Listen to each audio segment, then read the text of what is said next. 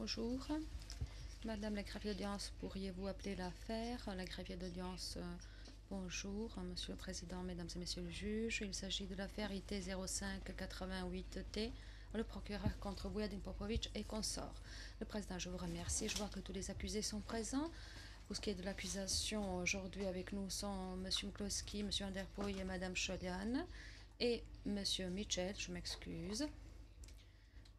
Donc c'est la colonne qui m'a obstrué la vue et je ne pouvais pas vous voir. Pour ce qui est des équipes de la défense, je vois que M. Nikolic est absent, Maître Bourgon également, et je pense que les autres avocats sont présents. Le témoin est dans le prétoire. Maître Nikolic, vous avez demandé la parole. Maître Nikolic, j'aimerais présenter notre nouveau assistant juridique, M. Dražen Dukic.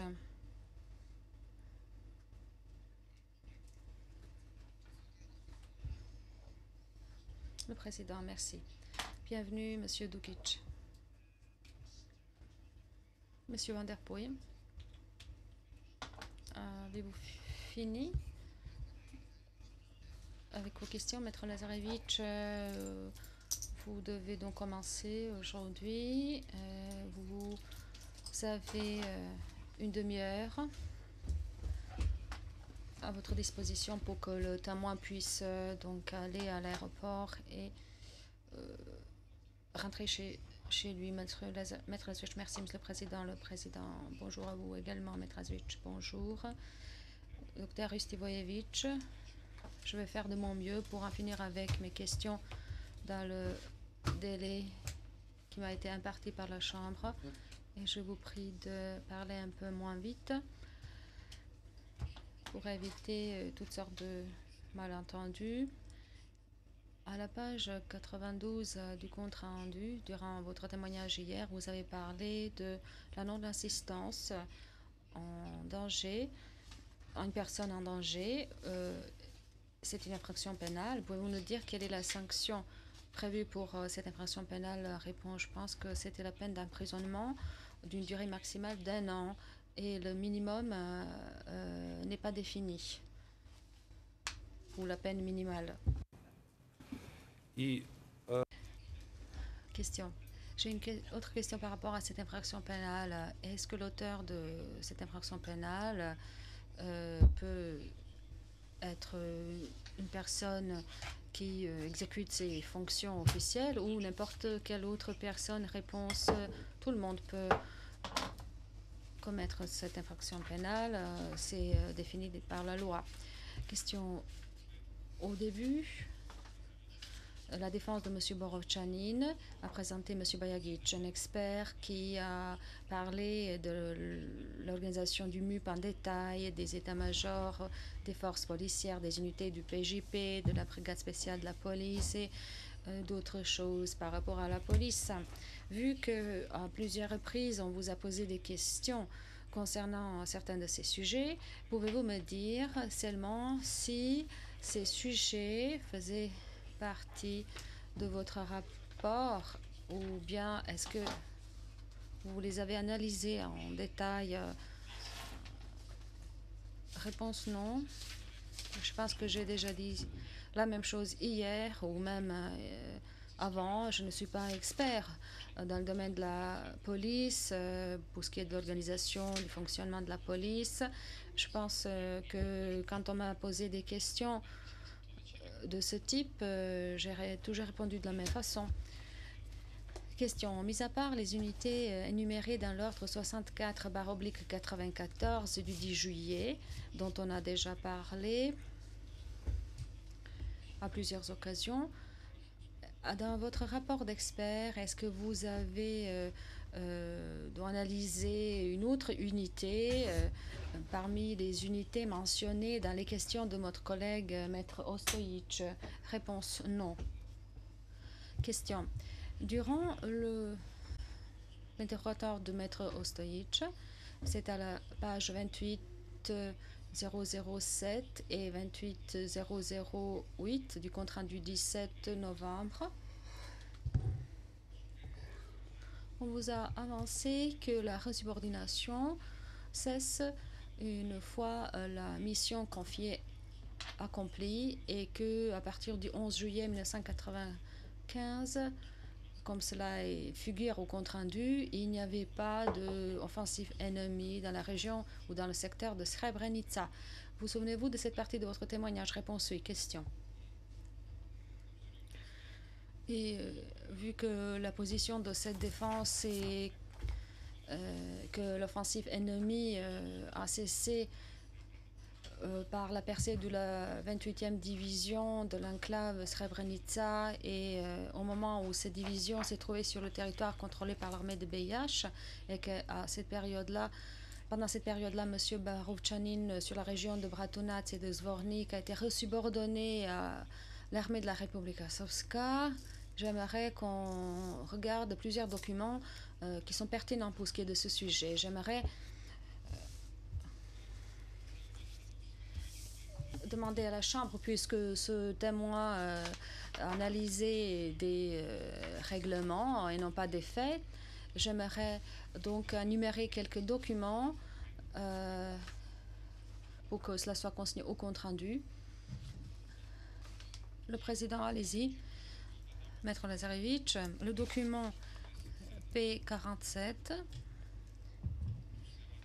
il s'agit d'un rapport de l'état-major principal de l'armée de la République Srpska qui a été envoyé au président de la République Srpska et date du 13 juillet 1995. J'aimerais qu'on affiche la page 3.6 en anglais et en BCS. Cela se trouve à la même page, à la page 3. Donc il faut afficher le point 6b.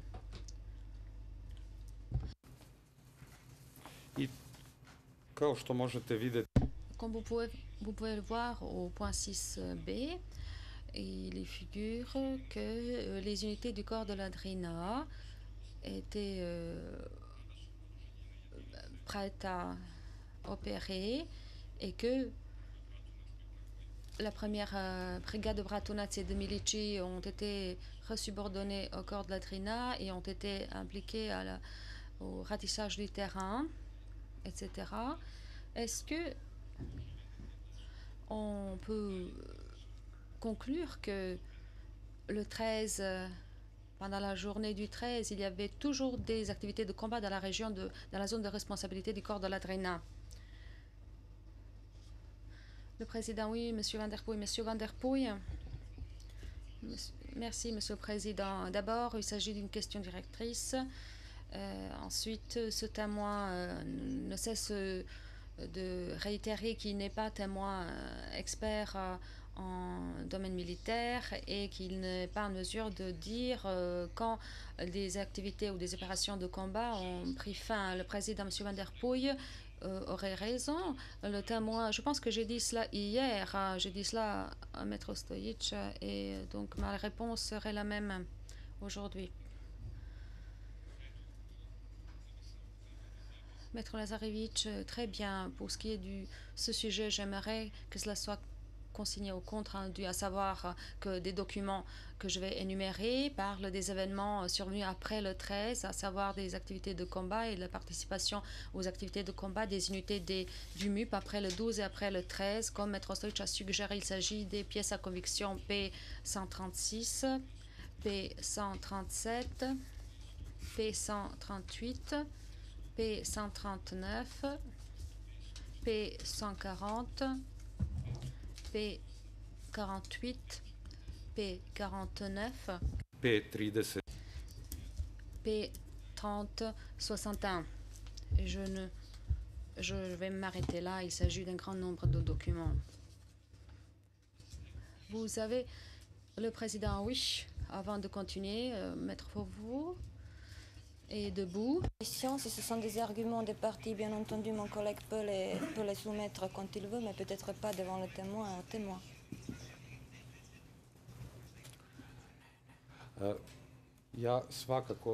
Maître Lazarevitch, je n'ai pas montré ces documents aux témoins, aucun de ces documents. Je les ai énumérés juste pour pour que ces documents soient consignés au compte rendu.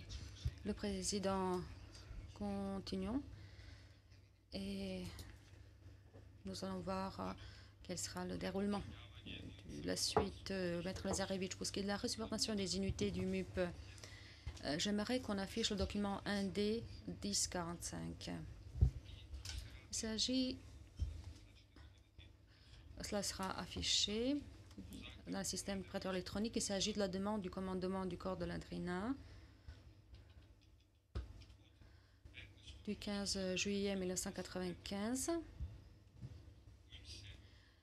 Par cette demande a été envoyée bien sûr à la brigade de Zvornik de Milice et de Bratunac.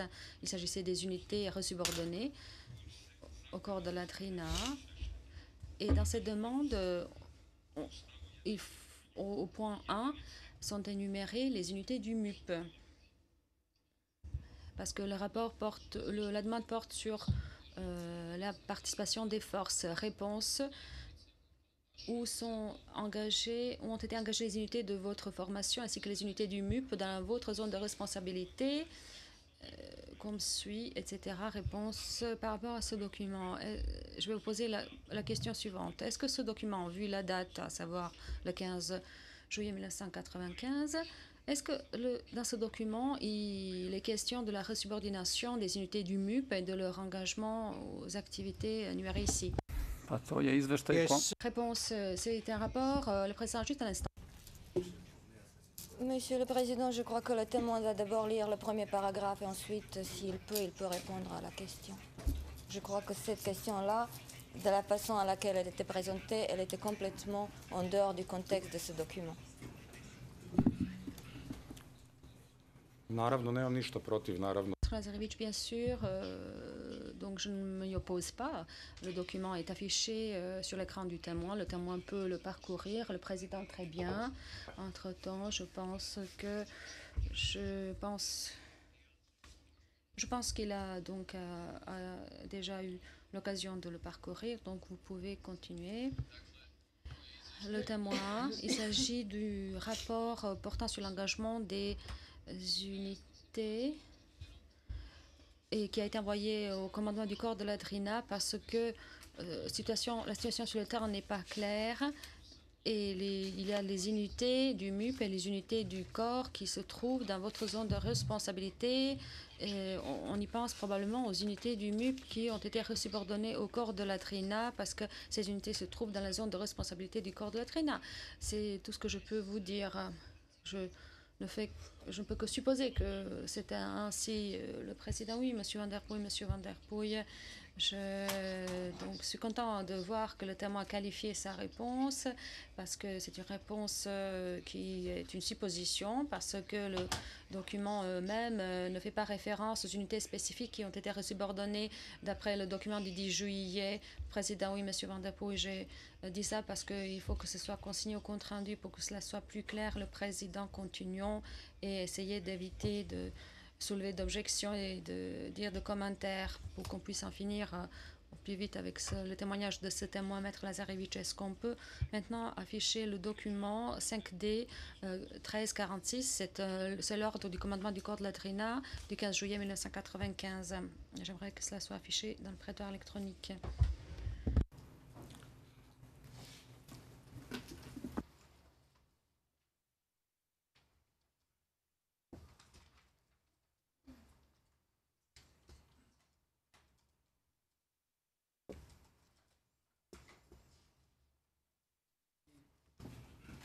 Pogledajmo sada ovde u ovom delu. Maître Lazarevitch, dans la partie où il a indiqué point 1, il fait référence à nouveau aux forces du MUP et les unités rattachées ou resubordonnées le 15 juillet 1995. C'est au point 1. Pouvez-vous voir cela? C'est au point 1 de l'ordre affiché sur l'écran. Il s'agit donc le commandant du corps de l'Adrina a décidé à ce qu'une partie des forces de la première brigade de Zvornik, etc., soit, etc. Et au point 1, il y a une chose qui est intéressante par rapport aux unités du MUP et aux unités subordonnées ou rattachées.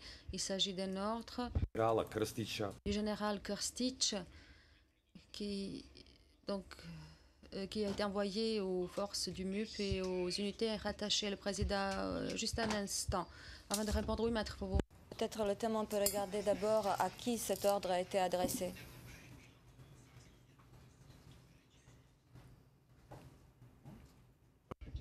Le président, oui, on peut combiner ces deux choses.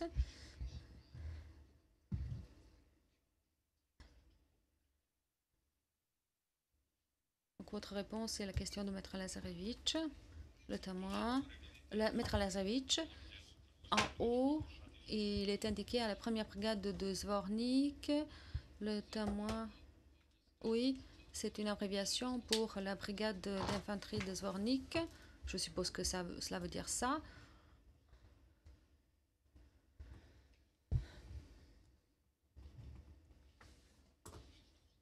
Et il est dit qu'ils doivent rentrer dans leur zone de responsabilité et prendre des mesures d'assainissement pour éviter des attaques. Et il faut que la première brigade d'infanterie des Zvornik soit rattachée et avec les unités du MUP doivent donc s'engager pour prendre des mesures pour que le président...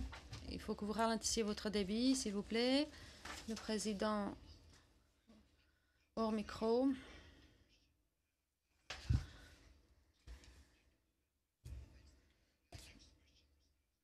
Vous avez répondu à la question posée, Maître Lazarevitch, et les unités du MUP aussi. C'est dans l'ordre. Réponse, il est dit dans l'ordre que la brigade d'infanterie des Zvornik et les unités du MUP resubordonnées vont exécuter la tâche qui leur avait été confiée. Question, est-ce qu'on peut considérer cela comme étant une nouvelle tâche confiée aux unités du MUP par rapport à l'ordre 64/94 dont on a déjà parlé. Le président, oui, monsieur Van der Poel, monsieur Van der Poel. Encore une fois, monsieur le président, il s'agit d'une question directrice et maître Lazarevitch demande aux témoins de mettre des hypothèses. Le président, mais nous avons déjà la réponse consignée au compte rendu.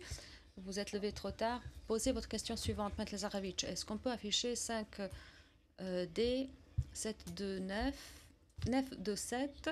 Il s'agit de l'ordre du 17 juillet 1995, l'ordre de l'état-major de la VR, de commandant de l'état-major principal de la VRS, pour ce qui est de l'unification des opérations. Est-ce qu'on peut afficher le point 1 de cet ordre? Il faut agrandir cette partie du texte pour que vous puissiez le lire. Au point 1, 3 officiers supérieurs de l'état-major principal ont été envoyés pour aider à ce que les forces de la VRS et du MUP soient unifiées et pour aider à la coordination et à la planification des activités de combat pour bloquer, démanteler et détruire les forces musulmanes qui étaient restées sur le terrain. Est-ce que peut dire qu'il est question de l'engagement des unités du MUP aux activités de combat le 17 juillet, pour ce qui est de cet ordre? Réponse, juste un instant s'il vous plaît, il faut que je le lise d'abord.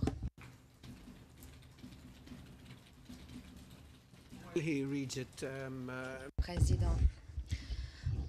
Pendant que le témoin le lit, Maître Lazarevitch, je vais vous dire qu'hier et également la semaine dernière, vous avez passé je ne sais pas combien de temps à vous lever, à vous rasseoir et à présenter et à soulever des plaintes pour ce qui est des questions posées aux témoins qui n'entraient pas dans le domaine de son rapport, mais vous procédez de la même façon que vos collègues. Maître Lazarevitch, oui, c'est vrai, pourtant on a donc mon collègue Maître Stojic a avancé à ce témoin certaines suggestions pour ce qui est de la resubordination et les activités de combat qui ont continué. Je pense que j'ai le droit de tirer cela au clair en posant des questions à ce thème. Le président, oui, mais vous devriez savoir quelle est notre position par rapport aux déclarations des témoins experts faites pour ce qui est des sujets qui n'entrent pas dans le domaine de leur rapport d'experts. En tout cas, êtes-vous en mesure de répondre aux questions, professeur, les questions qui ne relèvent pas de votre domaine d'études? Le témoin, je l'ai lu. Pouvez-vous répéter la question, Maître Lazarevitch? Sur la base de ce document, est-ce qu'on peut dire quoi que ce soit pour ce qui est de l'engagement des unités du MUP aux activités de combat le 17 juillet 1995? Réponse: après avoir lu le point 1 de ce document, je peux vous dire que c'est avec les forces de l'armée de la République Srpska qu'ils doivent continuer à détruire les forces musulmanes dans la région plus large de Kamenica et de Terska.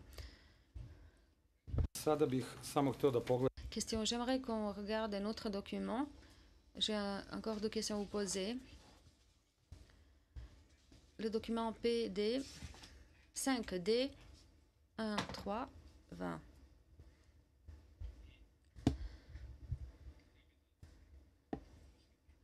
Je vais vous poser des questions concernant ce document. Il s'agit de la dépêche du cabinet du ministre de l'Intérieur du 11 juin 1995. Et par cette dépêche, en fait, la dépêche de l'état-major principal de la VRS a été distribuée à plusieurs niveaux du ministère. Dans ce document, il est dit le président de la République Srpska a ordonné oralement à ce que toutes les forces disponibles du MUP de la RS soient engagées aux municipalités de Visegrad, Rogatica, Rudo-Čajniče, Goražde. Pouvez-vous lire ce document d'abord, le document tout entier, après quoi je vais vous poser la question concernant ce document. Le témoin, oui, je vais le faire.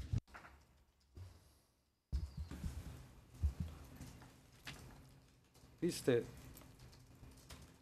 pitani oko toga da li je... On vous a posé des questions pour savoir si l'ordre 64/94 du 10 juillet aurait été envoyé aux officiers de la VRS et quel était le processus pour le faire. Après avoir lu ce document, pouvez-vous nous dire si dans ce document il est question de la procédure à suivre dont vous avez parlé lors de votre témoignage, la procédure concernant l'engagement des unités du MUP, la procédure donc, qui est définie par la loi. Le témoin, je n'ai pas compris votre question.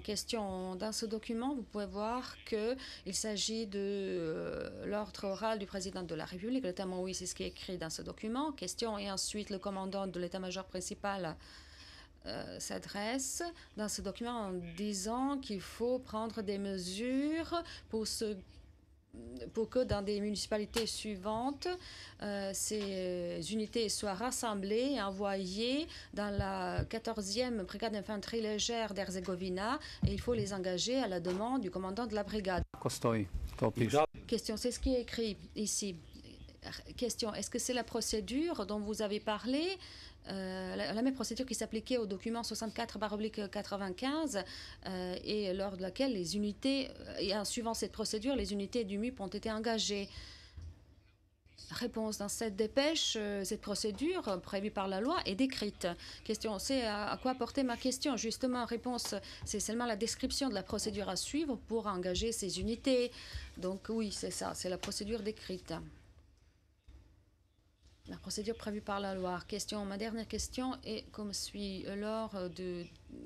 Lorsque Maître Stage vous posait des questions, il s'agissait des questions des rapports et à la page 15 du compte-rendu d'hier, il vous a posé la question pour savoir à qui le chef de la CGB Zvornik aurait dû envoyer des rapports. J'aimerais qu'on regarde maintenant la pièce à conviction 31-15 du 15 juillet. Il s'agit de pêche du commandant de l'état-major du CGB de Zvornik par laquelle il informe de la situation prévalant sur le territoire de ce centre de sécurité publique. Est-ce qu'on peut afficher la partie supérieure du document? Est-ce qu'on peut voir à qui cette dépêche a été envoyée, à quels organes? Le MUP de l'ARS à Palais, ensuite le cabinet du président, ensuite l'état-major principal de la VRS, le MUP de la Republika Srpska, le ministre, le commandement du corps de la Drina, IKM du corps de la Drina, plus précisément au général Krstić et au commandement de la première brigade de Zvornik et la première brigade d'infanterie de Bratunac. Réponse: oui, c'est ce qui est écrit en tête du document. Question: pouvez-vous me dire ce qu'on peut en conclure pour ce qui est des rapports envoyés par le Centre de sécurité publique? Quels organes ont été informés par ce centre selon ce document? Est-ce que c'était seulement les organes du MUP ou d'autres organes également? Réponse: la police, le commandement du corps, certaines unités du corps également. Il fallait donc envoyer des rapports à toutes ces entités. Il y a plusieurs organes qui sont indiqués dans ce document. Au président de l'État, au ministre de la police, au commandement du corps, et également aux certaines brigades. Je n'ai plus de questions pour vous, merci. Président, je vois que Madame Maître Fouveau est debout. Bien entendu, je voudrais vous demander la permission. Il concerne le document qu'on vient de voir juste avant ce document. Il s'agit du document 5D1320 qui décrit la procédure qui doit être appliquée lorsque les unités de la police sont subordonnées à l'armée.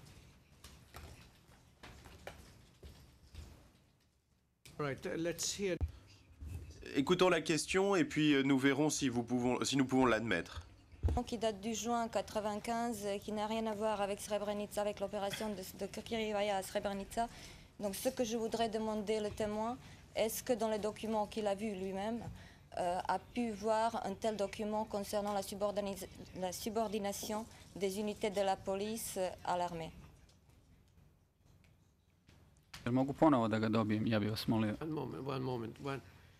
Un instant, s'il vous plaît.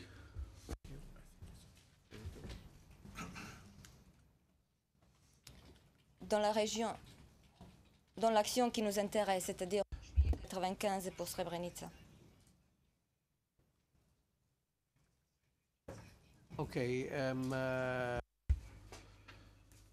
Le président, nous sommes prêts à accorder cette question. Professeur, vous pouvez y répondre, s'il vous plaît, et puis vous conclurez votre témoignage. Non.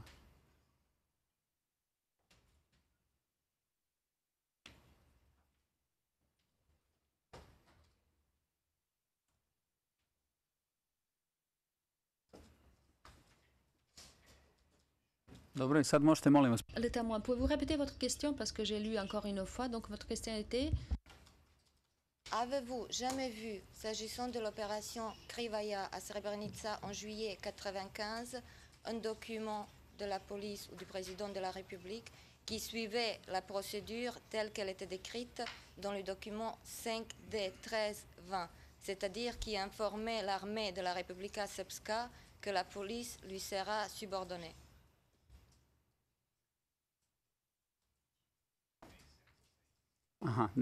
Réponse: oui, si j'ai vu un document qui a été envoyé à l'armée par lequel l'armée a été informée que la police allait venir pour être resubordonnée à l'armée.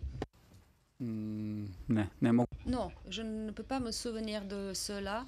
Pour ce qui est des documents que j'ai parcourus, mis à l'expression l'ordre qui dit à qui ces ordres devaient se présenter. Un autre document par lequel quelqu'un aurait informé là-dessus, je ne l'ai pas vu. Donc je ne parle que de l'ordre 64-94 dans lequel il est écrit à qui ces unités de la police devaient se présenter. Et c'est comme cela que j'ai arrivé à cette conclusion.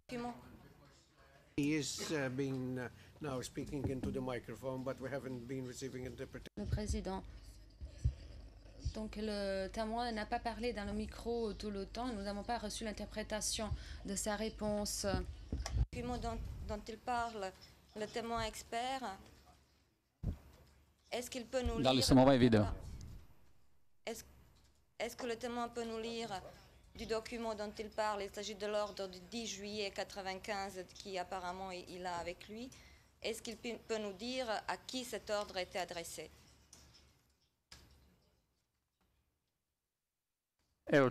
Voilà, je vais le lire. Maître Lazarevic, cette question a été déjà posée et la réponse a été donnée. Donc, ma collègue a eu l'occasion de poser des questions par rapport à ce document. Donc, elle a décidé de ne pas poser de questions dans le cadre du contrat interrogatoire à le président. Je pense qu'il faut qu'on en finisse avec cela parce que, Maître Vaux, vous avez eu l'autorisation de poser une seule question. Donc, on est arrivé à la fin du témoignage de ce témoin expert. J'aimerais vous remercier d'être venu, non seulement une fois, mais 2 fois pour témoigner ici, au nom de la Chambre de première instance. Je vous souhaite bon retour chez vous et j'espère que vous arriverez à l'heure à l'aéroport. Le témoin, je vous remercie.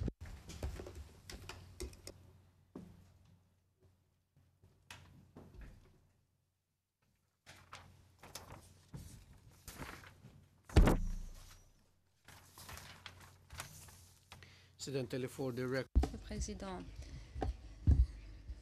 au fin du compte rendu, je pense qu'il ne soit pas nécessaire que je répète encore une fois, mais je dis que on siège aujourd'hui conformément à l'article 15 bis pour les mêmes raisons qu'hier.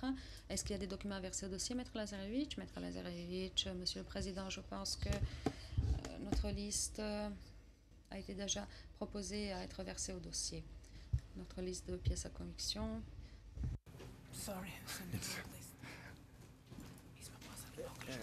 We've sent the wrong one, obviously. I'm sorry, I'll just have to... Il semble que nous vous ayons transmis la mauvaise liste. Je vais vous la renvoyer très rapidement, Monsieur le Président. Le Président. Très bien. La défense Popovic a un document.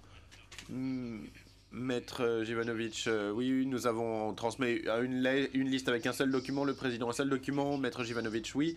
Le Président, c'est le document 1 des 13-16. Y a-t-il des objections, Maître Lazarevic? Réponse de Maître Lazarevic, non. Le Président, Monsieur Van Der Puy, non, pas d'objection. Le Président, y a-t-il des objections d'autres défenses? Non. Dans ce cas-là, votre pièce est versée au dossier. Défense Béhara, vous avez 3 documents que vous voulez transmettre. P24, si elle n'a pas déjà été versée au dossier. 5D 1389 et 2D 615. Des objections, Maître Lazarevic? Maître Lazarevic, oui, j'ai des objectifs contre 5D 3189 et 2D 615. Le premier n'a d'ailleurs fait l'objet d'aucun commentaire par le témoin. Le témoin n'en a pas parlé. Et donc je ne vois pas sur la base de quel fondement on verserait au dossier cette pièce par le truchement de ce témoin. Quant à la 2D 615, je ne crois pas que ce document soit tout à fait fiable. Le témoin nous en a parlé. Je pense que pour verser ces 2 pièces au dossier, il faudrait une qualification supplémentaire et une nouvelle confirmation des documents et des circonstances décrites dans ces documents. Le Président, d'autres commentaires? Monsieur Van Der Puy? Monsieur Van Der Puy. Pas de commentaires sur ces documents. Maître Stojic, dit le Président. Maître Stojic. En ce qui concerne le 2D 615, on nous dit que c'est un document qui n'est pas fiable, mais je ne comprends pas pourquoi il serait pas fiable. Peut-être devrait-on nous dire pourquoi. Le témoin nous a déjà dit qu'il ne connaissait pas cet incident et ensuite il nous a dit qu'il connaissait les circonstances d'un incident qui avait impliqué quelqu'un d'autre. C'est donc un document pertinent. C'est un document qui remet en cause la crédibilité et il me semble que c'est utile donc de le verser au dossier. Le Président, un instant s'il vous plaît. Considérez-vous donc que vous ne considérez pas que le témoin ait dit la vérité que ce document faisait référence à lui? Ou ne faisait pas référence à lui, plus exactement? et que donc la personne dont il est fait mention devrait être nommée par le nom de quelqu'un d'autre? Maître Stojic, souvenons-nous que d'abord le témoin nous a dit qu'il ne savait pas les circonstances, ensuite il nous a dit que qu'il en était au courant, que c'était quelqu'un d'autre, et pourtant c'est bien son nom qui apparaît sur ce document. Et nous en sommes convaincus, même si on nous dit que cela traite de quelqu'un d'autre. Il nous semble que ce document est fiable, qu'il vient d'une organisation internationale. Je crois qu'à moins qu'on nous prouve que ce document n'est pas fiable, il l'est. Le président, mais c'est vous qui avez proposé. Maître Lazarevitch, mais quel incident? Maître Stojic. Dans les questions supplémentaires, effectivement, on aurait pu reposer les questions. Puisque le témoin ne nous a pas montré qu'il n'était pas réellement participé. Mais bon, ce n'est pas vraiment une question fondamentale. Le président, tant mieux. Effectivement, ce n'est pas une question fondamentale pour nous non plus. Je ne vois pas pourquoi on verserait cette pièce au dossier, à moins qu'il y ait un vrai désaccord. Ceci étant, si vous voulez renforcer l'argumentaire selon lequel un incident aurait impliqué ce dernier témoin, vous pourrez le faire. En ce qui concerne la pièce 5 d 1389, quelle est votre position? Maître Stojic, je crois qu'on en avait parlé avec ce document. Si nous ne l'avons pas fait, je le revérifierai et je suis sûr qu'on pourra verser cette pièce au dossier par le truchement de quelqu'un d'autre. Il me semble que le témoin avait examiné ce document. Le président, très bien. Dans ce cas-là, n'admettons que la pièce P42 pour l'instant. Pour 3D 615, on verra ultérieurement.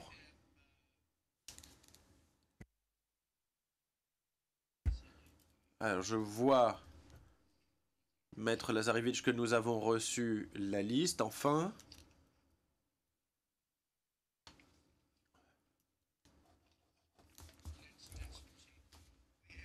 Je vois que nous avons ici un document de 3 pages, 4 pages.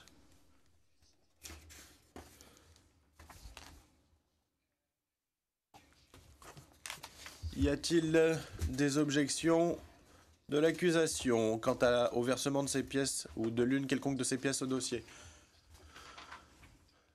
Monsieur Van Der Puy, Monsieur le Président, je crois qu'il nous faudra un peu de temps pour examiner cette liste. Le Président, très bien. Y a-t-il d'autres commentaires, des autres défenses? C'est la même position, j'imagine. Réponse inaudible disant oui. Le Président, très bien. Donc nous examinerons cela après la pause. Maître Jivanovic, Monsieur McCloskey, Madame Maître Fauveau, j'imagine que vous avez eu le temps de vous consulter. Je comprends que nous examinerons Monsieur Mijatovic, n'est-ce pas, Maître Jivanovic? Oui, c'est bien le cas. Madame le témoin. Yes, Mr. McCloskey. Yes, Mr. President, we will be prepared to cross. Monsieur McCloskey, oui, Monsieur le Président. Nous serons prêts à contre-interroger Monsieur Mijatovic en lui posant des questions portant sur les sujets pertinents. Pourtant, si vous pensez que cela n'est pas nécessaire, parce que le Président, Monsieur McCloskey, nous pensons la même chose. Nous ne savons pas si la Chambre posera des questions, parce que Maître Jivanovic, après que Maître Jivanovic posera ces questions, Monsieur McCloskey, nous serons en mesure de poser des questions pour ce qui est de la crédibilité, mais vu que ce n'est pas le sujet à aborder ici, nous pensons que nous ne poserons pas de telles questions. Le Président, bonjour. Monsieur Mijatovic, notamment, bonjour. Bienvenue, encore une fois. Je vois que vous avez déjà eu l'occasion de saluer l'accusé, mais avant de commencer votre témoignage, je vous prie de prononcer la déclaration solennelle. Encore une fois, le témoin, je déclare solennellement que je dirai la vérité, toute la vérité et rien que la vérité.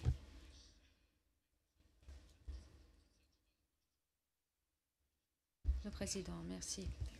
Vous pouvez vous asseoir. Maître Jovanovic va vous poser quelques questions. Maître Jovanovic, avant que je ne commence, Monsieur le Président, j'aimerais informer la Chambre que nous avons reçu de vérification de l'exactitude de l'interprétation.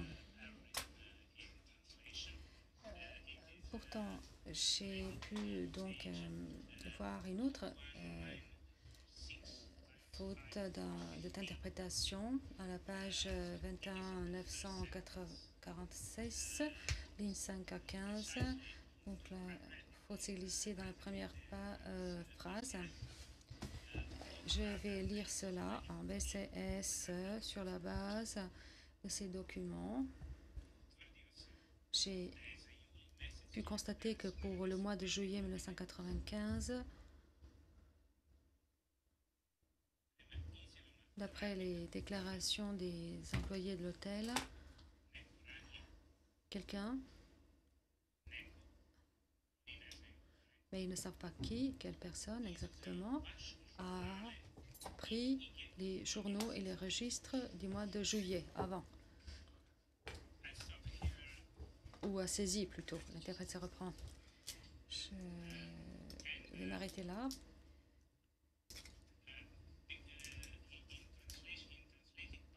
Et dans la partie interprétée, ou plutôt traduite de ce document, le mot journaux n'a pas été traduit, seulement registre. Donc deux mots en BCS, journaux et registre,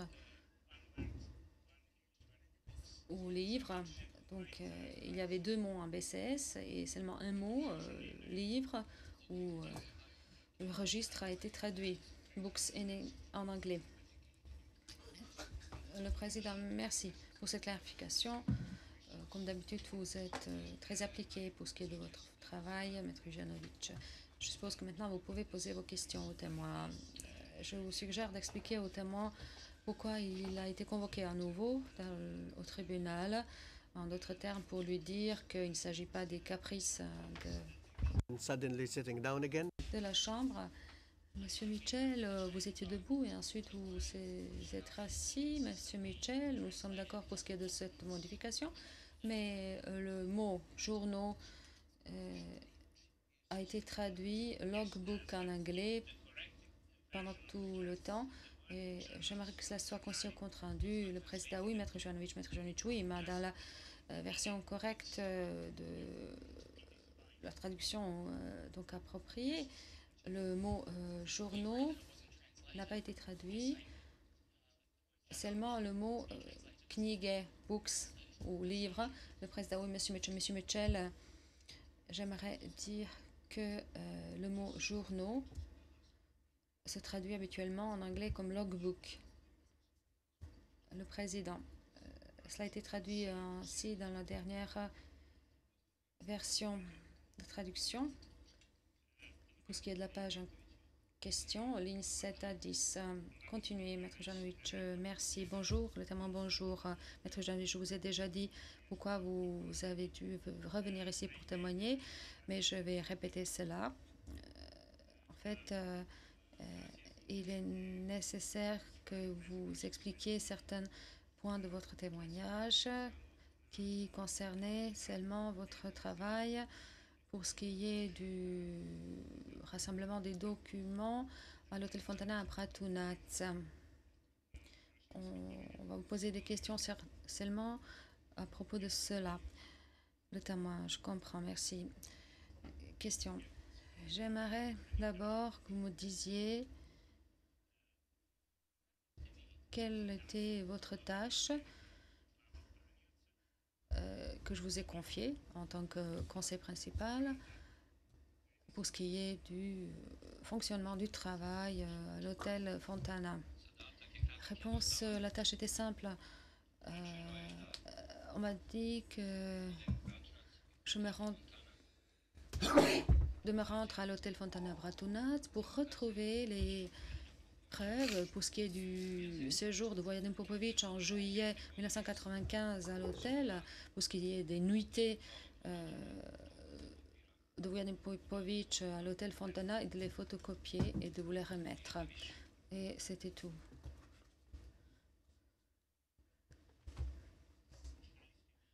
Question, est-ce qu'on vous a dit d'aller là-bas pour retrouver un document précis?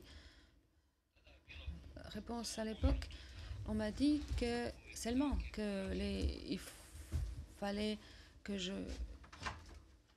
retrouver ces informations dans le registre des clients de l'hôtel, pour ce qui est de 1995.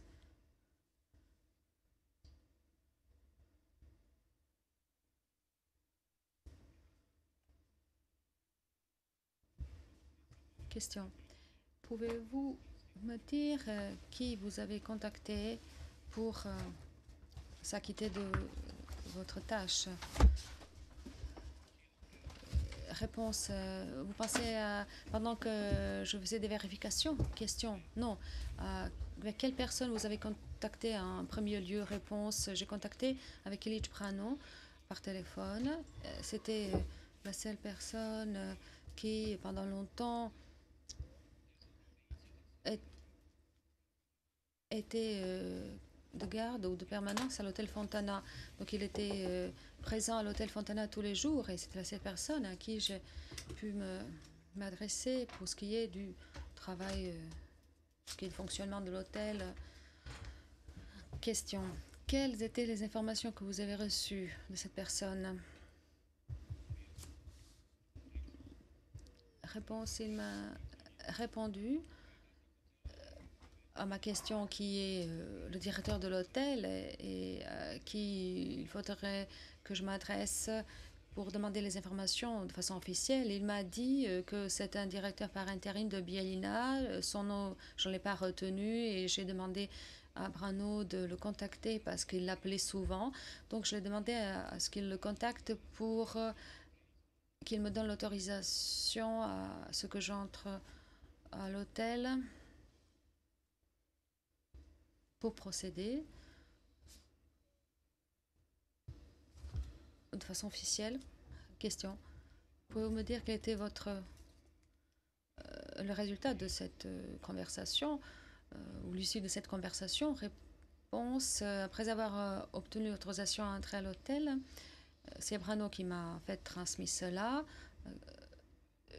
4 jours après que vous m'aviez confié cette tâche, je me suis rendue là-bas pour demander à Brano qu'il me donne ces informations.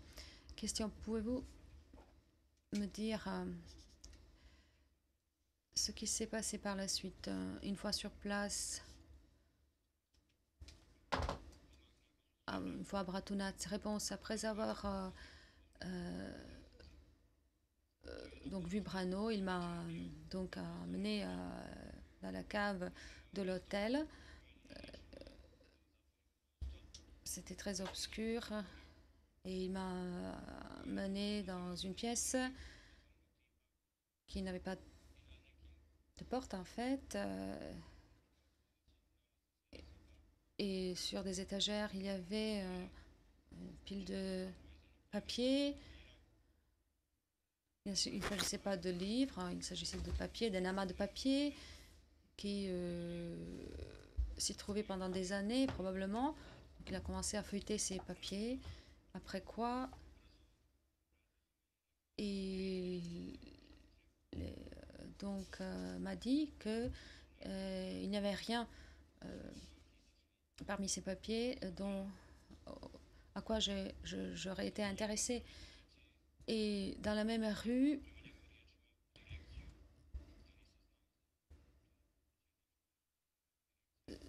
il y avait la direction de Hutro Podrigne. Il s'agissait d'une entreprise de restauration. Nous nous sommes rendus là-bas, à quelques centaines de mètres plus loin, dans la même rue. Question. Donc on revient à l'hôtel même et à cette pièce dont vous venez de parler. Dans quelle partie du bâtiment de l'hôtel se trouve cette pièce à peu près? Réponse, l'entrée. Après l'entrée à l'hôtel, à gauche se trouve la réception et à côté de la réception, il y a un escalier qui mène au sous-sol de l'hôtel. Question, merci. J'ai encore une question à vous poser par rapport à cela. Vous avez mentionné des étagères dans cette pièce. Est-ce que ces papiers se trouvaient sur ces étagères seulement ou ailleurs à l'hôtel? Réponse, il s'agissait en fait d'un mur qui a été transformé en une sorte d'étagère. Il s'agissait d'une sorte de saillie du mur et il y avait ces papiers là-dessus. Question, est-ce que tous ces papiers se trouvaient sur cette saillie du mur? Réponse, je me suis retournée et j'ai vu qu'il y avait des papiers là-dessus. Le reste... Donc il n'y avait pas d'autres endroits où se seraient trouvés ces papiers. Question. Pour ce qui est de la direction de cette entreprise, pouvez-vous nous dire quelque chose de plus? Réponse, Brano a pris la clé et a donc ouvert la direction. Donc là-dedans, il y avait des archives, la direction. À l'intérieur, il y avait beaucoup de moisissures. Il faisait humide parce que donc la pluie rentrait dedans. Donc, il s'est rendu tout de suite dans la pièce où il a supposé qu'il y avait des informations auxquelles je m'intéressais. Je le suivis dans cette pièce, mais je ne savais pas de quelle pièce il s'agissait. Et Brano a commencé à feuilleter des documents qui s'y trouvaient en cherchant d'abord le registre des clients de l'hôtel. C'était donc j'étais d'accord avec lui pour donc chercher d'abord ce registre, mais il a renoncé à cette recherche parce qu'il a constaté qu'il n'y avait pas de registre des clients de l'hôtel. Nous nous sommes rendus dans une autre pièce où il a commencé à feuilleter d'autres documents et donc des feuilles de papier pliées en trois qui étaient empilés les uns sur les autres.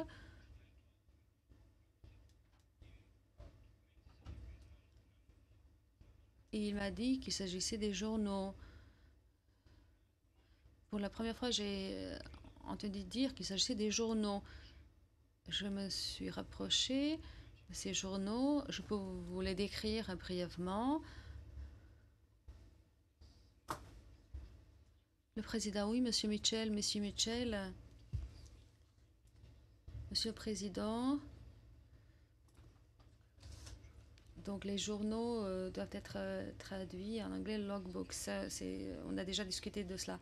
Le Président, oui, Maître Jivanovic. Maître Jivanovic, je pense qu'il faut traduire le mot journaux, journals.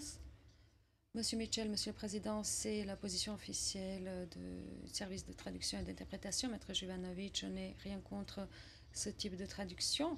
Je demande aux témoins d'expliquer ce que c'est le journal ou logbook. Le Président, continuez. They are what they are. Que ce soit des journaux ou des registres, de toute façon, c'est ce que c'est, nous verrons.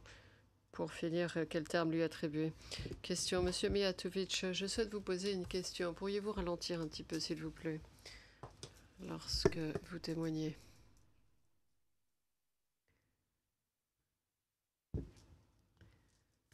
Pardonnez-moi si je vous interromps.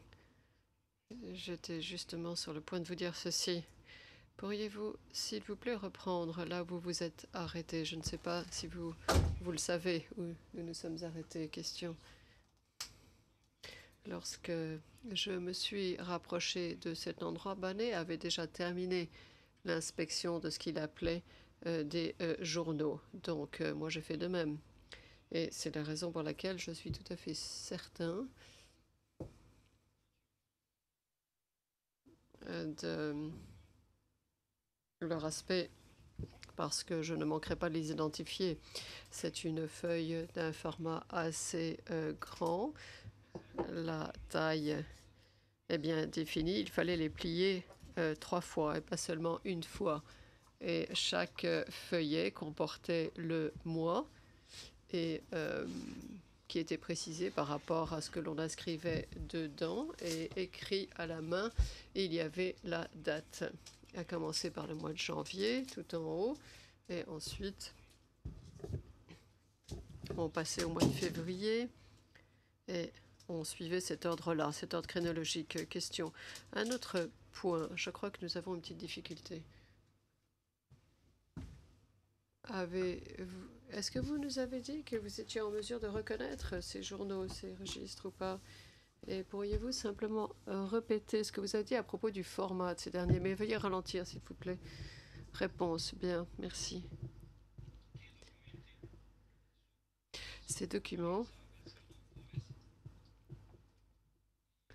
n'étaient pas reliés. En fait, ils comportaient pas de couverture et étaient d'une taille donnée. Et c'est comme ça qu'ils avaient été rangés.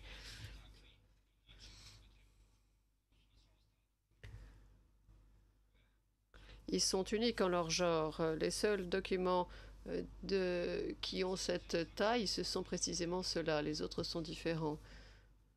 Et ceux-ci étaient préparés tous les mois et reprenaient les états financiers de l'hôtel quotidien. Et l'ordre suivi était l'ordre chronologique. Question. Lorsque vous dites que la situation financière était consignée tous les jours, est-ce que cela signifie qu'on préparait le journal ou le feuillet qui correspondait à chaque journée et chaque mois, il y avait un temps de feuillet par mois? Comment ceci fonctionnait-il? La réponse. Eh bien, compte tenu de l'activité de l'hôtel, cela dépendait. Eh bien, une feuille pouvait être remplie un jour donné, mais on ne le savait pas. On ne savait pas à l'avance si on pouvait remplir ces 30 feuillets par mois. Quelquefois, ou certains jours, il n'y avait pas de clients à l'hôtel, donc les entrées étaient évidemment moins nombreuses.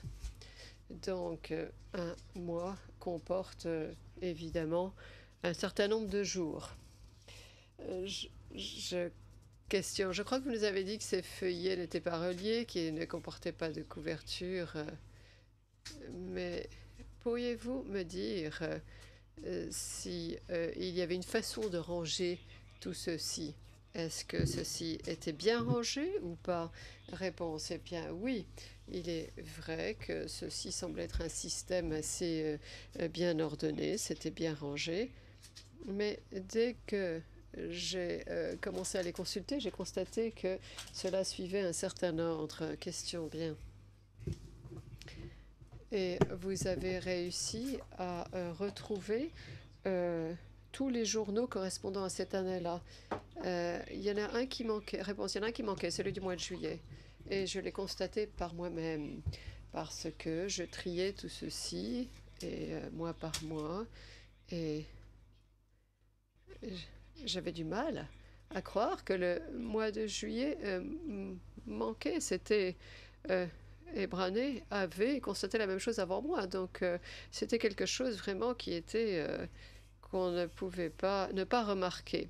Question, donc, vous n'avez pas pu retrouver le journal qui correspondait au mois de juillet. Qu'est-ce que vous avez fait après? Réponse, bien, ce même jour, après avoir quitté le bâtiment de la direction, nous nous sommes mis d'accord pour aller recueillir cette information d'une façon différente en nous tournant vers la comptabilité. Le service des comptabilités ébranlé n'était pas un comptable à proprement parler, il n'était pas qualifié.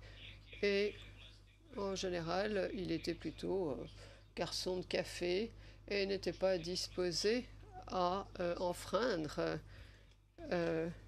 les domaines des uns et des autres. Et donc, j'ai plaidé ma cause auprès de lui. Je leur ai demandé de les appeler pour leur demander de venir les jours suivants pour aller voir le caissier ou les services de comptabilité pour essayer de retrouver quelque chose, un élément d'information qui aurait pu s'avérer utile. Et ils ont promis de faire cela. Entre-temps, j'avais réussi à contacter Erisho Sherenats qui se trouvait à l'hôtel Yahorina. C'était le dernier directeur de l'hôtel avant que l'hôtel ne soit en liquidation judiciaire. Réponse. Monsieur Sherenats a été assez bienveillant avec moi. Il m'a promis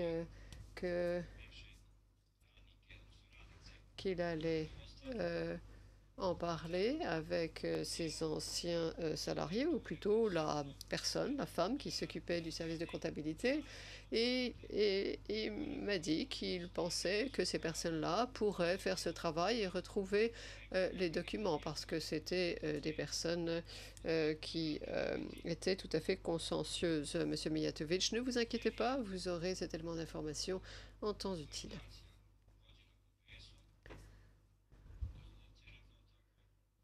Les documents ont été donc conservés dans l'ordre, tout était bien rangé et tout ceci avait été placé dans des archives qui avaient été mis sous clé.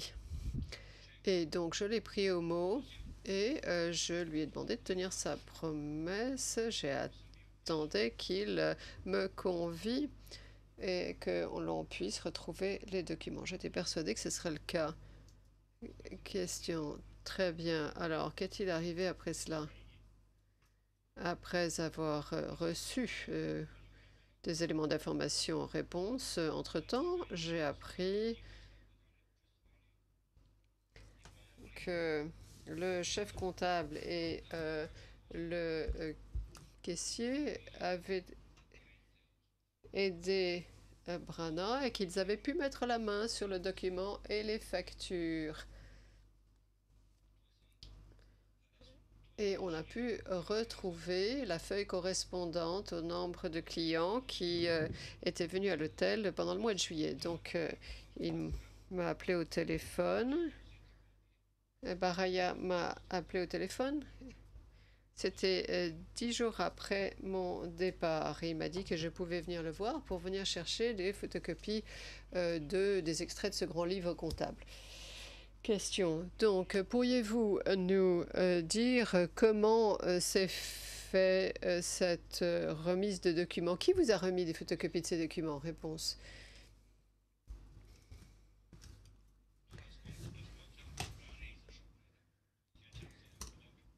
Je suis arrivée à l'hôtel et Brania est sortie à ma rencontre. Je m'en souviens bien que 20 mois s'étaient écoulés déjà.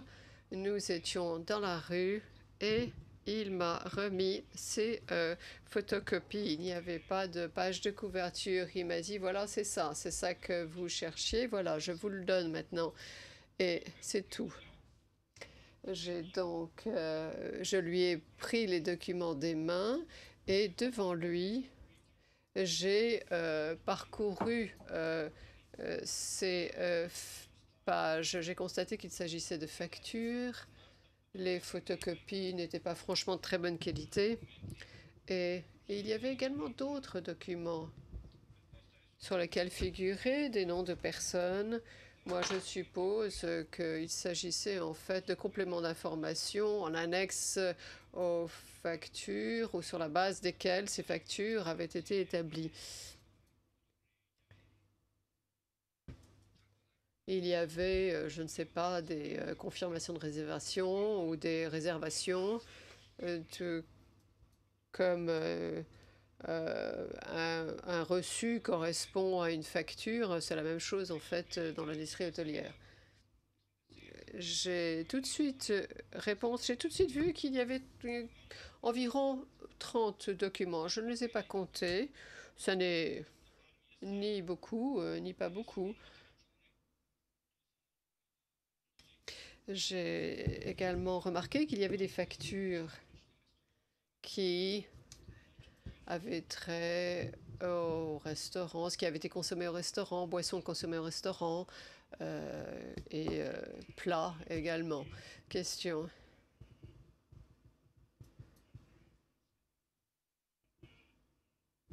Ce jour-là, avez-vous eu l'occasion de regarder ces factures de prêt? Pourriez-vous nous parler de ces autres documents qui étaient des pièces jointes ou des annexes à ces documents? Vous souvenez-vous de ce qu'il y avait dessus? Par qui ceci avait-il été écrit? Qui les avait envoyés? Réponse. C'est bien, ces autres documents représentaient moins d'un tiers de tous ces documents. Ils avaient été établis par la brigade de Bratunats. Et c'était dans un format tout à fait standard. Ceci avait été tapé à la machine et sur chaque feuillet précisant que telle et telle personne avait reçu l'autorisation de passer une nuit, telle et telle nuit à l'hôtel avec les noms correspondants. Et les dates et les listes variaient évidemment. Cela dépendait du nombre de personnes. On y faisait figurer les noms et ces documents étaient certifiés conformes parce qu'ils portaient le cachet de la brigade et de l'officier qui était responsable ce jour-là. Donc, ce sont ces documents-là qui confirmer que les services que l'on s'adressait à l'hôtel pour un certain nombre de nuitées, et ceci correspondait effectivement aux factures qui correspondaient à cela. Et pour éviter toute confusion, ces documents que vous avez indiqués qui avaient été délivrés par la brigade de Bratunats, est-ce qu'il y avait une liste complémentaire en annexe, ou est-ce que ces documents étaient les seuls que vous avez vus, ou peut-être que vous n'avez très bien compris? Eh bien, il y avait ces feuillets qui avaient un format A4. C'est tout ce qu'il y avait. Voilà, ce sont ces photocopies que j'ai prises, moi. Et ces documents n'auraient pas pu être dans un autre format, plus petit ou plus grand, avec de tailles différentes. Question, Monsieur Mijatovic, je vais être très bref. Étant donné que vous avez eu l'occasion de voir ces journaux, est-ce qu'il y avait d'autres copies? Réponse. Non, il n'y avait pas de copie du journal. Moi, j'aurais remarqué ceci tout de suite parce que j'aurais remarqué que le format était différent. Vous savez que quand il s'agit d'un extrait de grand livre, c'est divisé, c'est plié 3 fois. Vous vous souvenez peut-être que la fiche de paye avait ce même format aussi. Et d'après le terme français journal,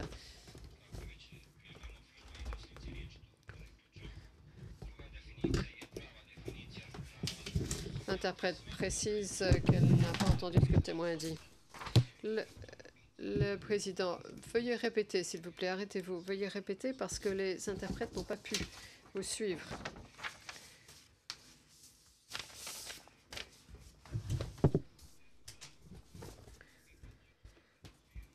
D'aucuns se souviendront peut-être que les fiches de paye étaient ainsi pliées. D'après le terme français journal. C'est là où ça s'arrête. Poursuivez.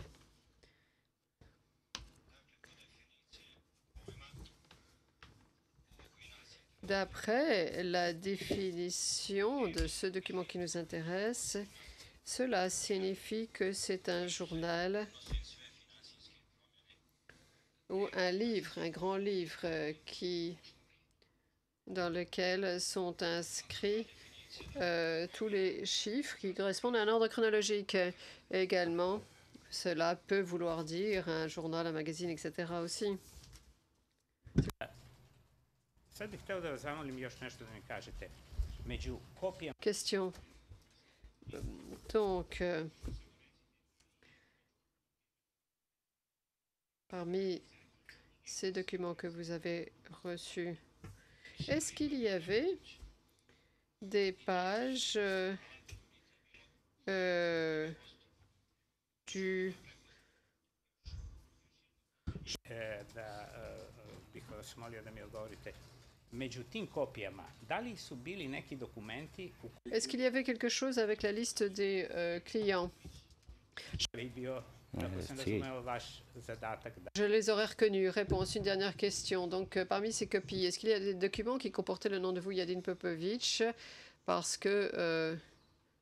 est-ce que c'est ce qu'on vous avait demandé de rechercher?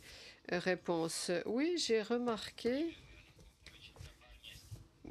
tout de suite que le nom de Vujadin Popovic est apparu à plusieurs reprises et cela me suffisait compte tenu de notre objectif, à savoir la vérification. Donc moi, j'ai estimé que j'avais terminé ma mission. Donc j'ai pris ces documents et je les ai transmis à qui de droit? Question. Pour résumer, vous nous avez dit qu'on vous a remis une trentaine de documents. Cela signifie que les documents restants ne comportaient pas le nom de Vujadin Popovic. Est-ce exact? Réponse non, effectivement. Question. Pourriez-vous me dire ceci, vous et M. Brana Ilic, à l'époque, il vous a remis ces exemplaires.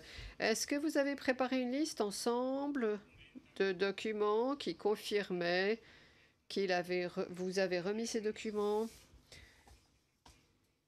d'après le cahier des charges que vous lui avez donné? Et est-ce que vous avez signé ce document comme étant le destinataire qui avait bien reçu ces documents? Réponse. Eh bien, pendant la remise des documents, nous n'avons pas, ou plutôt Brana n'a pas préparé de documents supplémentaires qui auraient sans doute dû préciser quelle était la teneur des documents qui étaient ainsi remis. Et tout ceci a simplement été photocopié, il n'y avait pas d'annexe, il n'y avait rien. Question. Question tout d'abord. Veuillez me dire ceci. Avez-vous remis ces documents à quelqu'un d'autre? Et si oui, à qui avez-vous remis ces documents? Réponse. Lorsque je vous ai rencontré pour la première fois à Zvornik, je vous les ai remis à l'instar de la façon dont je les avais reçus de Brana, exactement de la même façon. Je les ai simplement remis. Sans trace écrite, sans qu'il y ait de trace écrite. Question, donc, un autre point. Après cela, vous a-t-on donné une autre mission, à savoir de vous rendre à l'hôtel Fontana? Et si oui, pourriez-vous nous dire quand et pourquoi? Réponse. Après un certain temps, ou un temps assez long, ou plutôt l'année suivante, on m'a demandé de me rendre au même endroit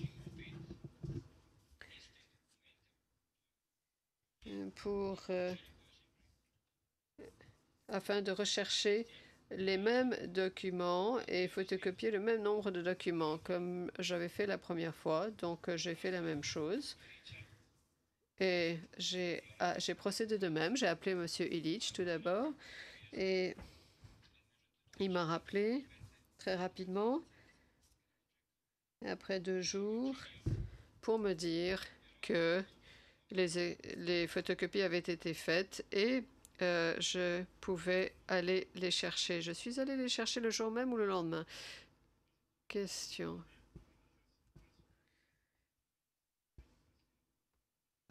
Pourriez-vous nous dire s'il s'agissait des mêmes documents que vous aviez reçus l'année précédente? Réponse, je ne pouvais pas m'attendre à autre chose. D'après moi, ces documents étaient identiques, le format était identique, la qualité de la photocopie était identique, il n'y avait pas de document en annexe. À l'instar de la première fois, et je ne m'attendais pas à autre chose.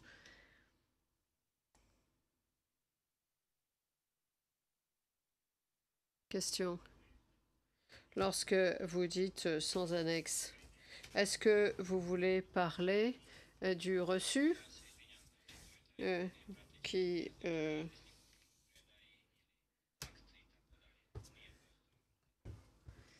reçu au moment où vous avez pris les documents reçus qui auraient été signés par vous? Réponse, oui, c'est ça que je voulais dire. Un reçu. Il n'y a pas eu de reçu à cette occasion-là non plus. Question pour préciser, s'il vous plaît. Vous dites avoir reçu des consignes. Pouvez-vous me dire qui vous a donné ces consignes pour vous rendre à cet endroit-là?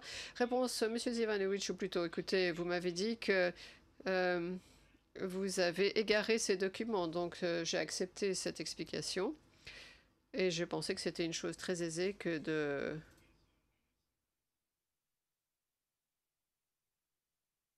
Et c'était une chose aisée, et donc je me suis mis à la recherche de ces documents. C'est ce que j'ai fait pour vous. Question, Monsieur Mijatovic. Aujourd'hui, dans mon bureau, je vous ai montré une série de documents qui sont des documents de l'accusation, que l'accusation a obtenus.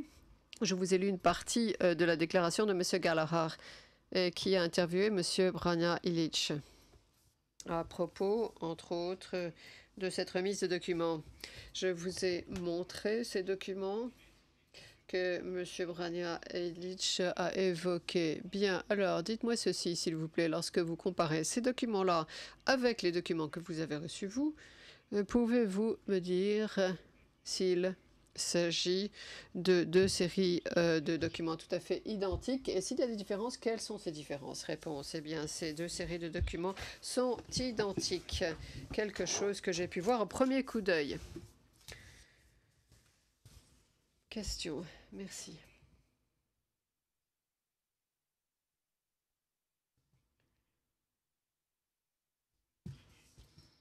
Un ou 2 questions supplémentaires portant sur votre déposition du 6 juin et du 9 juin de cette année.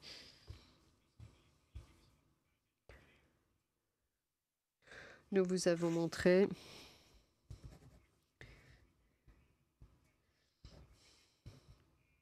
un compte-rendu d'une partie de votre déposition en BCS, dans la langue que nous parlons tous les deux.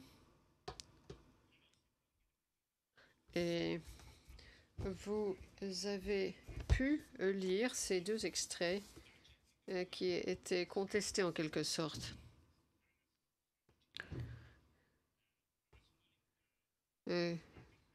Qui présentait votre déposition sous un jour un petit peu différent par rapport à ce que vous venez de nous dire aujourd'hui. Je vais vous lire cet extrait de votre déposition et je vous demande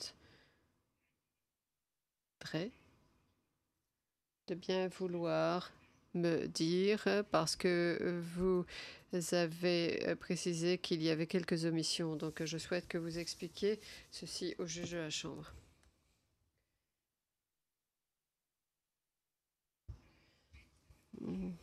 Question. Il s'agit du compte-rendu du 6 juin 2008, page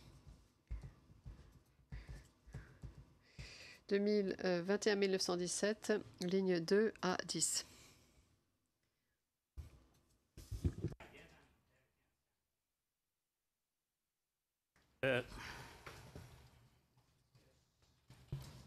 Your Honor, can I just Le procureur, Monsieur le Président, puis-je confirmer simplement, je souhaite savoir de quoi il s'agit. Quels sont ces comptes rendus en BCS? Est-ce qu'il s'agit du compte rendu qui a été transcrit par les services de traduction du tribunal que nous avons reçus aujourd'hui?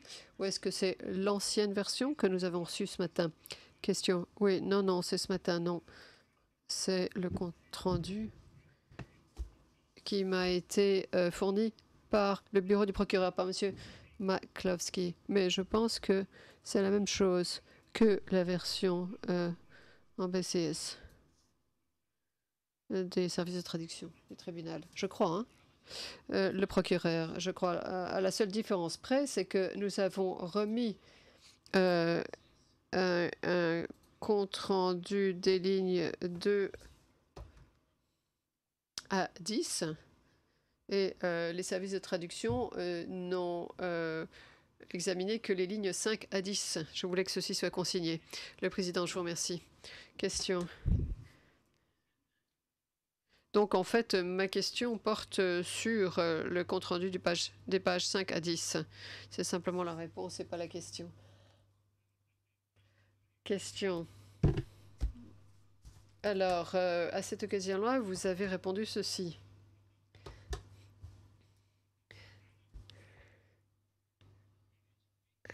L'hôtel Fontana à Bratunat est en liquidation depuis 2006 et est toujours en liquidation. Compte tenu de cette situation, compte tenu de la situation dans laquelle se trouve cet hôtel, nous avons réussi avec l'aide de ses salariés à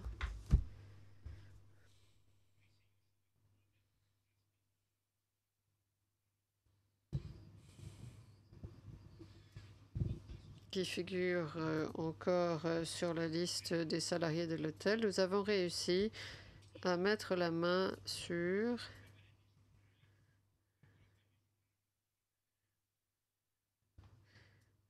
des extraits du grand livre correction d'interprète, du registre sur lequel sont consignés les noms des clients qui séjournent à l'hôtel, ainsi que le registre qui contient les factures de ces mêmes clients correspondant au mois de juin et juillet 1995. Ceci est un extrait de votre déposition qui a été retranscrit au compte-rendu lors de votre déposition du 6 juin. Pourriez-vous me dire ceci maintenant? Comment se fait-il que cette version est diamétralement opposée à celle que vous à ce que vous dites aujourd'hui? Réponse. Ceci est sans doute dû à un manque de précision. Je ne peux pas parler de manque de concentration, mais il semblerait que pendant ma très longue déposition, si j'avais su, eh bien, j'aurais dû être plus précis à l'époque. Et j'aurais sans doute pu utiliser des termes plus concis. Il manque en réalité des termes. Qu'est-ce que cela signifie? Bien évidemment, il y a des erreurs qui se sont glissées dans mon témoignage et s'écartent de ce que je voulais dire. Le procureur, le président, oui. Le procureur, je souhaite clarifier une chose. Le témoin est en train de dire qu'il manque des termes. Il manque des termes lorsqu'il a fait sa déposition. En fait, ce n'est pas qu'il manque des termes par rapport à la transcription audio qui a été fournie. Le président, c'est bien cela, le sens de ses propos? Êtes-vous d'accord, Maître Zivanovic? Maître Zivanovic. En fait, il n'a pas utilisé les termes qui convenaient lorsqu'il a déposé le président. Bien, Maître Zivanovic, je crois que le président, donc c'est clair. Donc, erreur du compte-rendu. Question. Monsieur Mijatovic, aujourd'hui, je vous ai montré la version, je vous ai montré le compte rendu et ensuite vous l'avez vu et vous l'avez corrigé. Au plus tôt, vous avez inséré ce que vous avez omis de dire la dernière fois. Je ne sais pas si vous pouvez lire ceci ou simplement le dire, ou est-ce que je dois vous lire ce que vous m'avez dit aujourd'hui et vous pouvez ensuite confirmer cela ou non. Nous avons envoyé ce document à l'accusation, donc s'il n'y a pas d'objection de leur part, réponse, je crois que la phrase se lisait plus ou moins comme suit, à savoir dans les registres de l'hôtel, il y a une liste qui fournit la liste des clients, les registres comptables, mais on devrait également préciser que en lieu et place des documents qui étaient censés exister, un ou deux documents que j'ai évoqués, nous avons trouvé des factures et ensuite cela se poursuit. Alors plutôt de parler des documents que nous n'avons pas, nous avons des factures et je crois que dans ce cadre-là, on peut vraiment tout dire de façon précise, de façon à ce que tout un chacun comprenne. Question, je vais simplement maintenant lire la deuxième phrase qui aurait dû être corrigée. Donc, je vais vous demander si c'est ce que vous avez dit. Ce qui aurait dû être corrigé. Donc, je vais vous demander ceci. Qu'avez-vous dit de ce qui a été dit par rapport à ce qui n'a pas été dit? Nous sommes toujours dans une position difficile au niveau de l'hôtel. Nous avons réussi à retrouver les archives avec l'aide des salariés. Nous avons retrouvé la liste des salariés de l'hôtel. Nous avons réussi à mettre la main sur, au lieu de parler des registres des clients certifiés conformes, plutôt que de parler de registres certifiés conformes. En fait, il s'agit de registres, il s'agit plutôt de factures qui attestent des nuitées des clients de l'hôtel pour la période allant du juin à juillet 95. Réponse. Et donc, c'est exactement comme cela qu'il faut présenter les choses. Et je dois dire qu'il s'agit d'une liste de documents. Au lieu d'avoir la liste, nous avons les factures. Question. Pourriez-vous nous répondre une question supplémentaire? Il est fait mention du mois de juin dans le transcript, dans le compte-rendu d'audience, et pourtant vous nous avez dit juin-juillet.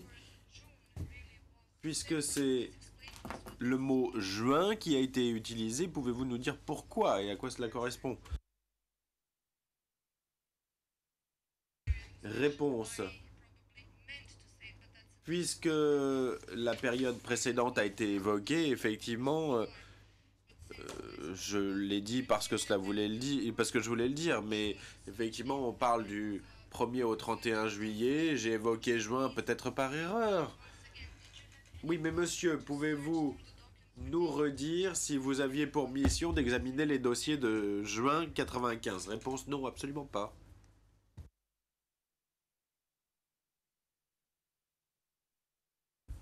Maître Jivanovic, il me reste un paragraphe à évoquer avec le témoin avant la pause. Le président, oui, bah allez-y. Maître Jivanovic, merci. Le président, mais il faut finir dans les 5 minutes à venir. Maître Jivanovic, très bien, merci. Écoutez, je veux vous montrer donc, monsieur Mijatovic, le deuxième paragraphe du transcript, du compte-rendu d'audience, à la page 21, 946, aux lignes 2 à 15.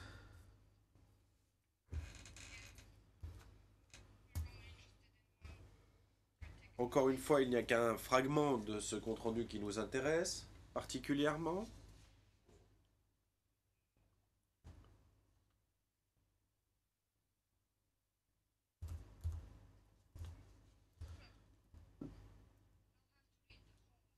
Je crois que je vais être obligé de vous donner lecture du texte en entier.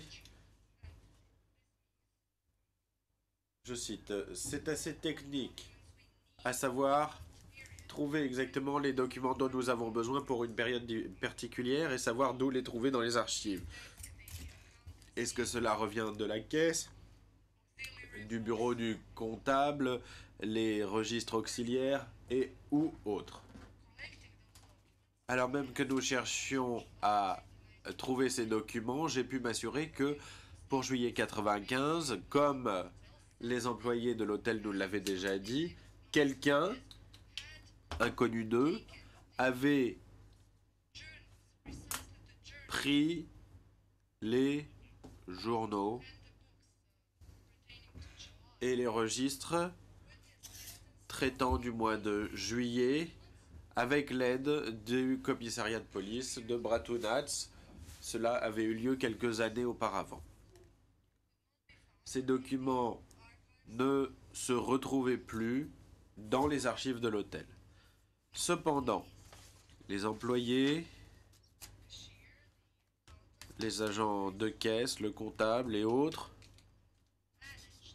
ont su retrouver des copies de ces documents dans d'autres sources, c'est-à-dire en trouvant des factures. Non, excusez-moi, je m'excuse, ce n'est pas exactement ce qui est indiqué.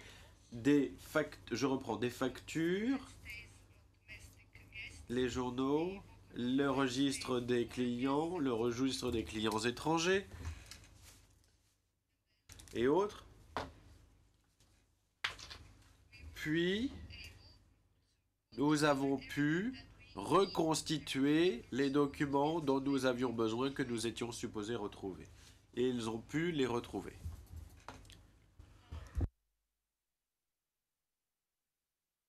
Fin citation. Alors, j'ai déjà donné lecture du mot que je n'aurais pas dû lire. Il aurait fallu que je vous pose la question d'abord, mais je vais vous la poser quand même. Ce texte, sans le mot que j'ai évoqué, reflète réellement une différence entre ce que vous dites aujourd'hui et ce que vous disiez à l'époque. Et si oui, quelle est cette différence et pourquoi y a-t-il une différence? Et pourquoi y a-t-il eu confusion dans votre esprit? Réponse, écoutez, je crois que c'est exactement ce que j'ai dit tout à l'heure. Nous parlons de différents types de documents, les documents que nous trouvions et les documents que nous ne pouvions pas trouver, ceux qui étaient disponibles. Et lorsque j'ai donné une liste, j'ai dit que nous avions identifié des factures au lieu de toute une série d'autres documents qui n'étaient pas disponibles. Il fallait faire une distinction très nette et à l'époque je ne l'ai pas fait. Donc je crois que c'est la même chose que tout à l'heure. Question, mais est-ce que vous n'avez pas dit au lieu de à l'époque, c'est ça? À la place de? En effet, réponse, je n'ai pas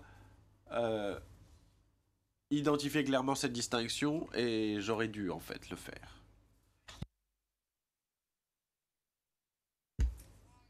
Question? Une dernière question si vous le voulez bien. En relisant le compte-rendu d'audience, j'ai vu que vous n'aviez pas parlé de ces fiches, ces notes revenant de la brigade de Bratunac que vous avez évoquées aujourd'hui et qui étaient agrafées aux factures. Pourriez-vous nous dire pourquoi vous n'en aviez pas parlé à l'époque?